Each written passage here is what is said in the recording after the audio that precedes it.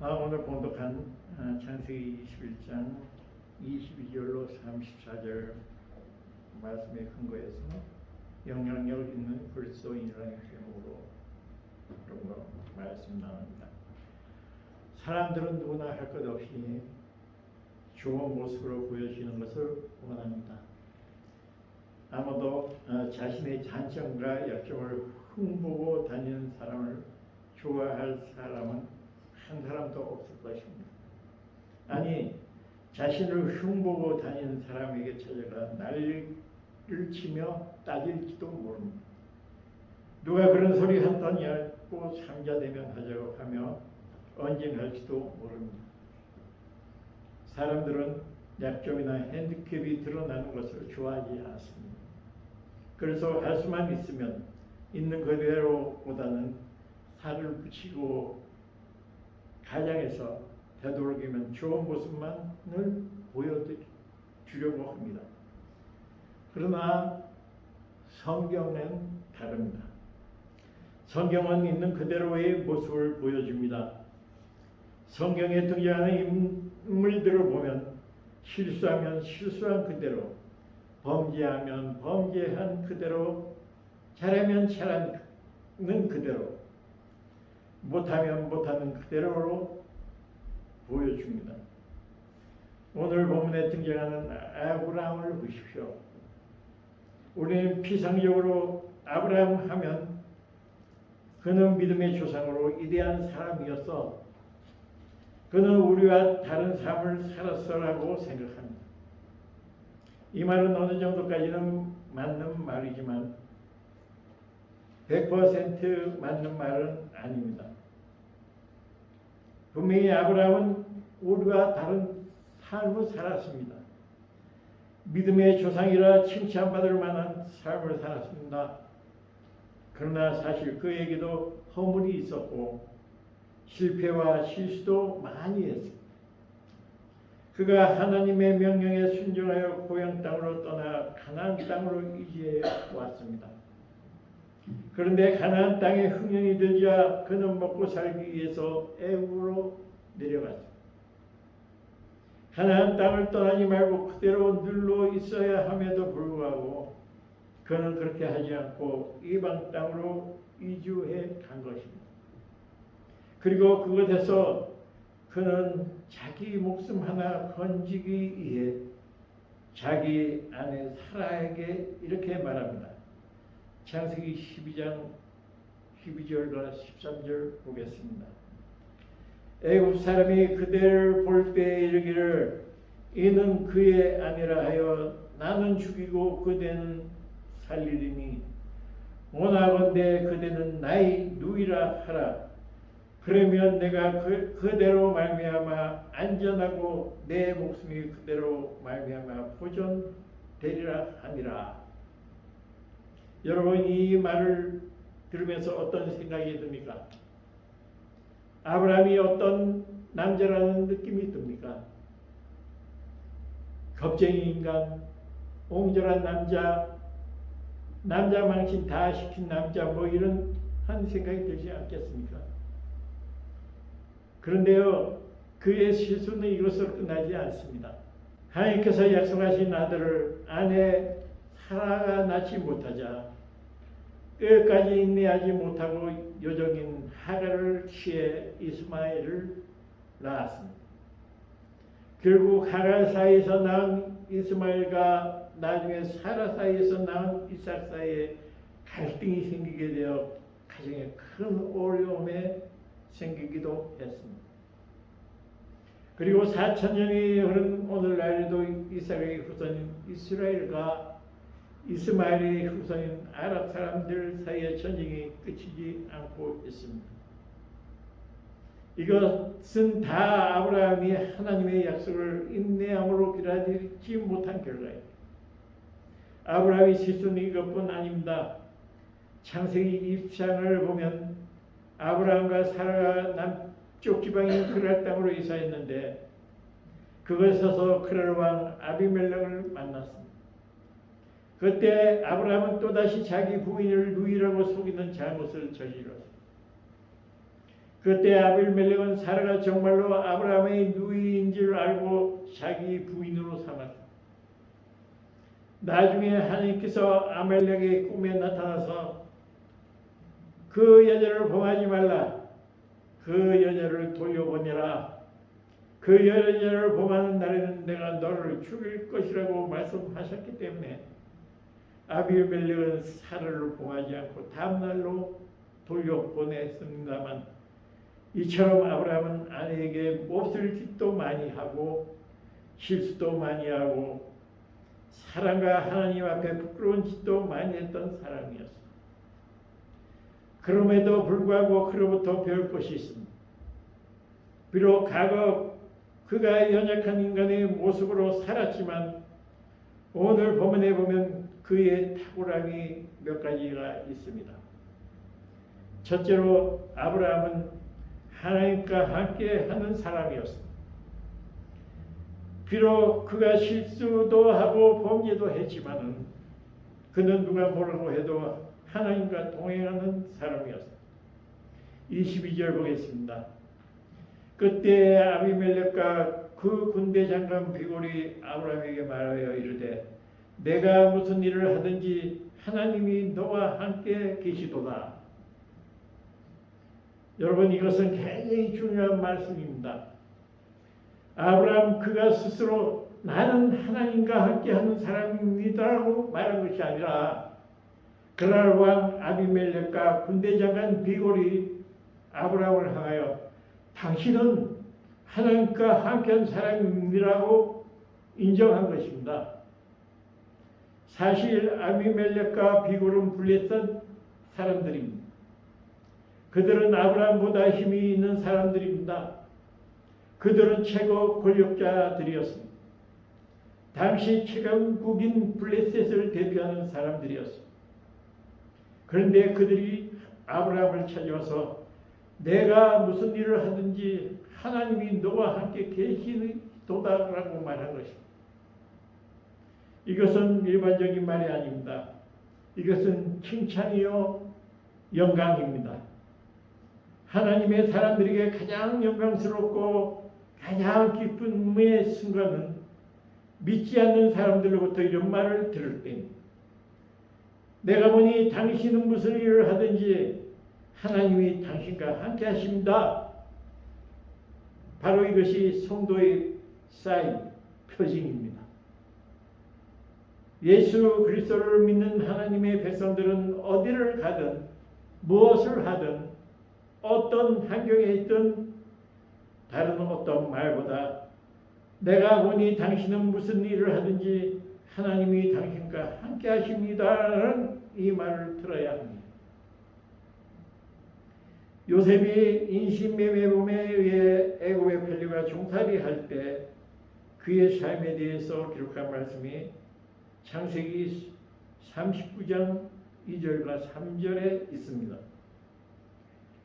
여호와께서 요셉과 함께 하심으로 그가 형통한 자가 되어 그의 주인 애굽 사람의 집에 있으니 그의 주인이 여호와께서 그와 함께 하심을 보며 또 여호와께서 그의 범사에 형통하게 하심을 보았더라.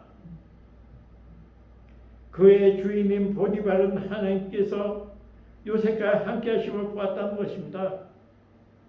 그리고 하나님께서 그의 모든 일에 형통하게 되는 것을 보았다는 것입니다.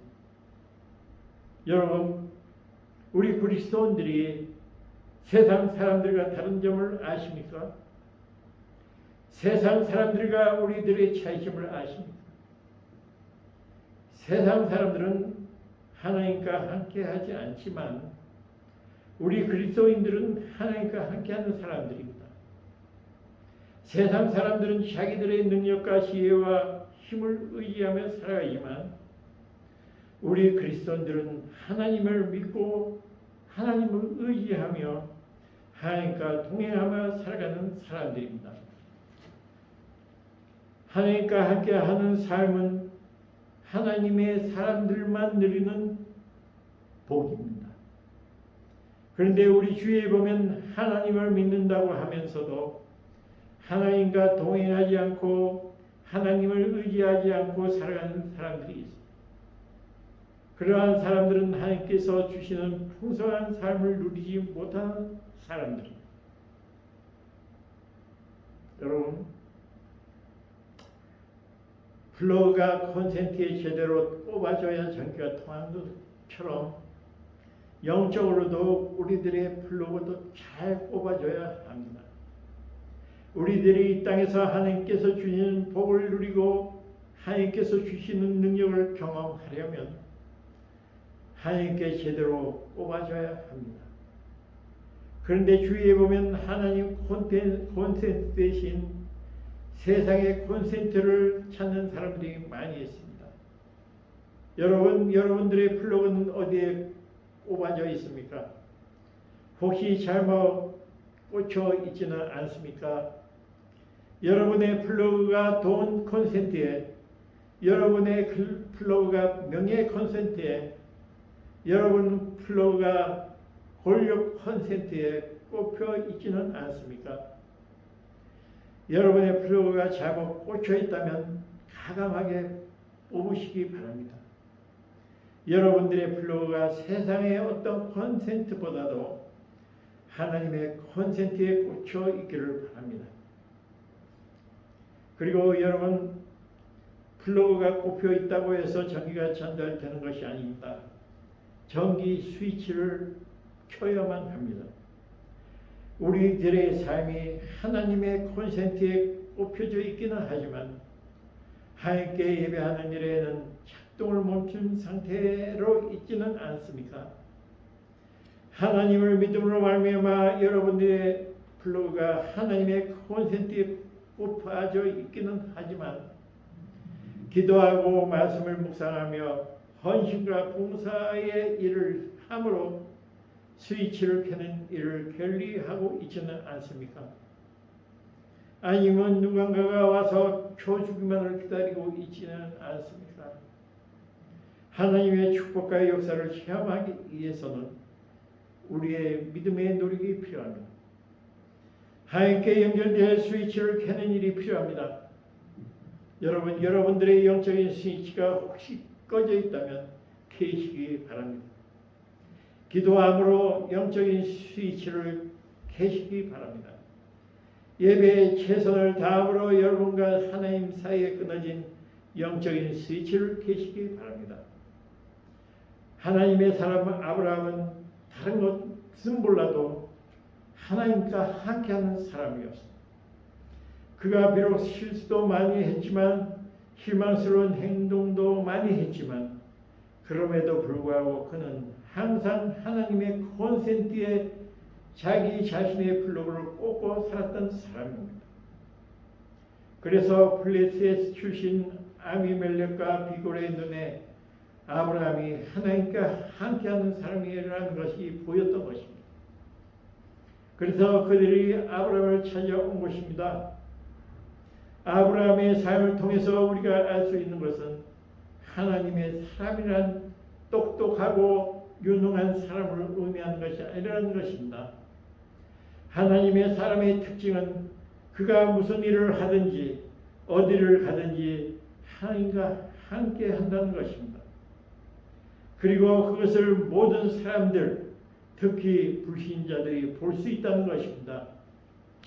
저는 우리들의 삶에도 아브라함처럼 하나님이 함께 하시는 표적들이 나타나기를 원합니다. 여러분의 불신 가족들이 그것을 보게 되기를 원합니다. 주변 사람들이 우리의 교회를 보고 하나님께서 함께 하시는 교회라는 것을 보게 되기를 원합니다. 그리하여 세상이 부러워하는 성도, 세상이 부러워하는 가정, 세상이 부러워하는 교회가 되기를 간절히 축원합니다. 둘째로 아브라함은 세상에 영향력을 미치는 사람이었습니다. 23절 보겠습니다. 그런즉 너는 나와 내 아들과 내 손자에게 거짓되이 행하지 아니하기를 이제 여기서 하나님을 가리켜 내게 맹세하라. 내가 내게 후대한 대로 너도 나와 내가 머무는 이 땅에 행할 것이니라. 이 말을 쉽게 말하면 이렇게 말할 수가 있습니다. 아브라함 선생, 당신은 우리에게 꼭 필요한 사람입니다. 내가 당신에게 잘해 준 것처럼 당신도 나에게 잘 대해 주십시오. 나와 내 아들과 내 손자에게 우리를 배신하지 않겠다고 약속해 주십시오. 서로 사이좋게 지내기로 이 자리에서 약속을 합시다. 그런데 여러분, 누가 그랄 땅의 주인입니까? 아말렉입니까? 아브라함입니까? 아말렉입니다. 그리고 그는 그랄 땅의 왕입니다. 반면에 아브라함은 어떤 사람입니까? 아브라함은 이민자였고 나그네였습니다. 그런데 누가 누구에게 부탁하였습니까? 주인이 나그네에게 부탁하고 있습니다. 그것도 자신뿐 아니라 자신의 아들과 자신의 손자까지 부탁하고 있습니다. 그런데 이러한 상식이 깨어진 것입니다. 일반적으로 약자가 강자에게 청탁을 합니다. 쌓아봐야 결과가 뻔할 때, 자기 힘으로 도저히 어찌할 수 없을 때, 내 힘보다 상대방의 힘이 훨씬 강하다고 생각될 때 동맹을 맺자고 제안합니다. 그런데 본문에서는 완전히 상식이 뒤집어졌습니다. 그랄 땅의 왕이면서 그는 자기 나라 땅에 와서 사는 아브라함에게 군대 장관을 대동하고 찾아가서 자신과 동맹을 맺자고 제안했던 것입니다. 여기서 우리가 알 수 있는 것은 비록 아브라함은 그랄 땅으로 이민 온 이민자였고 나그네였지만 그는 그랄 땅에서 영향력 있는 사람이었다는 것입니다. 그는 하나님과 날마다 동행하며 하나님께서 주시는 복을 받았을 뿐 아니라 세상에 영향력 미치는 삶을 살았다는 것입니다. 그런데 오늘날 교회가 그렇지 못합니다. 오늘날 성도가 그렇지 못합니다. 안타깝게도 교회가 세상에 끌려가고 있습니다. 성도가 세상에 영향력을 끼치기는커녕 세상으로부터 영향을 받으며 살아가고 있습니다. 그리고 그리스도인은 세상에 영향을 끼치며 살아야 한다고 하면 힘이 없기 때문에, 능력이 없기 때문에 할 수 없다고 합니다. 자꾸만 능력만 달라고 기도합니다. 그러나 우리가 기억해야 할 것이 있습니다. 하나님께서 이미 우리에게 주신 능력을 제대로만 사용해도 세상에 엄청난 영향을 끼칠 것입니다. 여러분, 하나님이 함께 하시면 세상을 움직일 수 있습니다. 이것이 믿음의 사람들이 가지는 특권입니다. 능력입니다. 그러므로 하나님을 믿고 있는 저와 여러분들이 세상에 영향을 주고 세상을 변화시킬 수 있는 사람들이 되기 바랍니다. 우리들이 환경의 지배를 받는 사람이 아니라 환경을 지배하는 사람들이 되기를 바랍니다. 환경에 따라 움직이는 온도계와 같은 사람들이 아니라 오히려 환경을 변화시키는 온도 조절기와 같은 사람들이 되기를 바랍니다. 아브라함처럼 세상이 찾고 있는 그 한 사람, 바로 그 사람이 되시기를 바랍니다. 영혼을 바꾸고 세상을 바꾸는 주역들이 되기를 축원합니다. 마지막 셋째로, 아브라함은 다른 사람을 섬기는 사람이었습니다. 본문에서 아비멜렉의 조약을 맺자고 제안하자 아브라함은 과거 아비멜렉의 종들이 자신의 의무를 뜻하는 사실을 이야기합니다. 그러자 당한 아비멜렉은 자기는 모르는 일이라고 오리발을 내밀었습니다.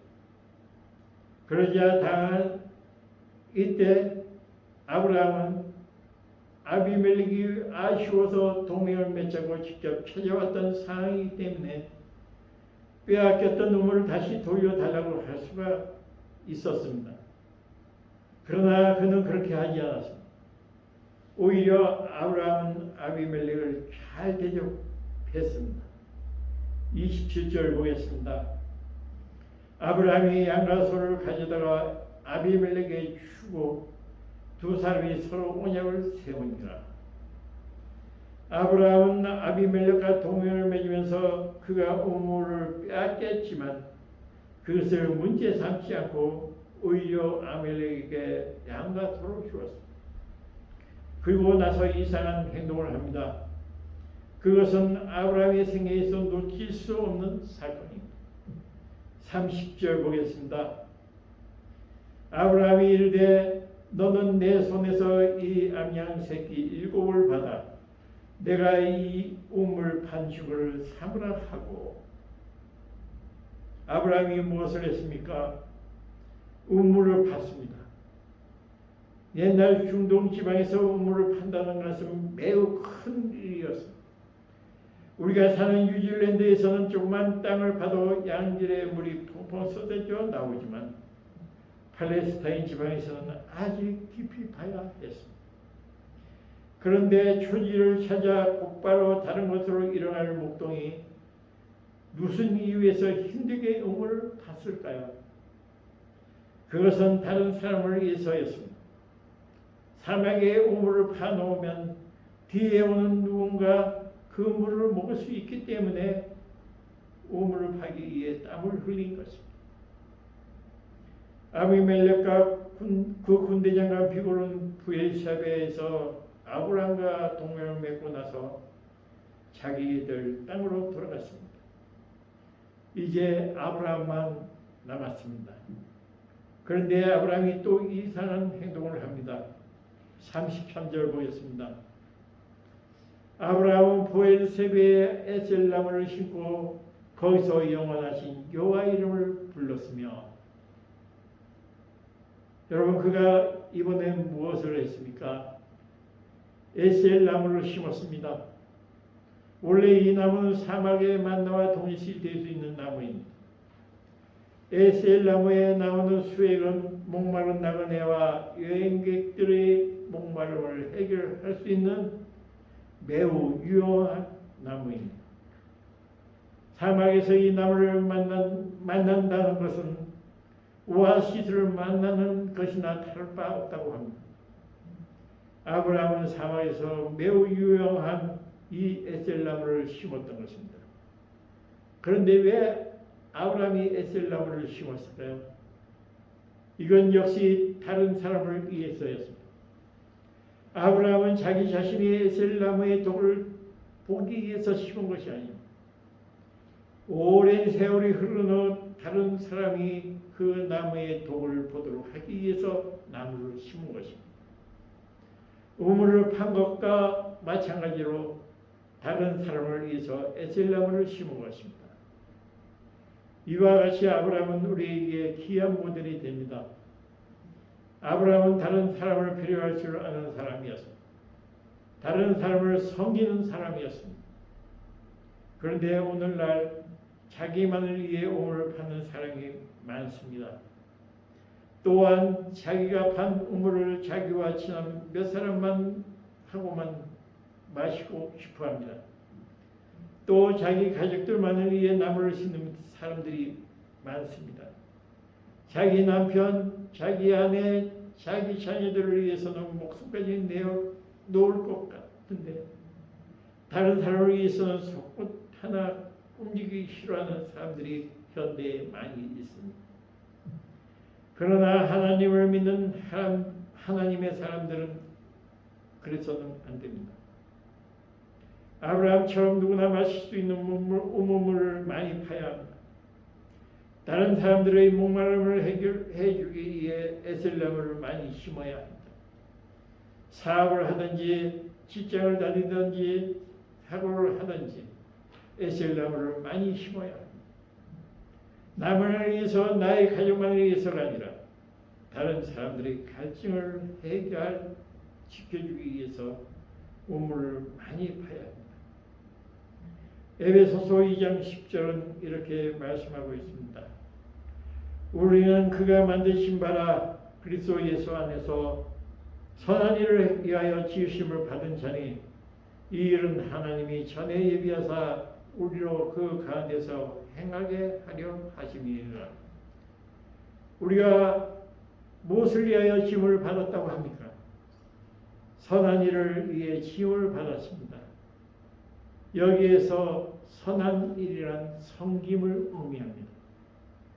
다시 말하면 수직적으로는 하나님을 위하여, 숙병적으로는 주위에 있는 사람들을 섬기기 위해 우리는 지음을 받았습니다.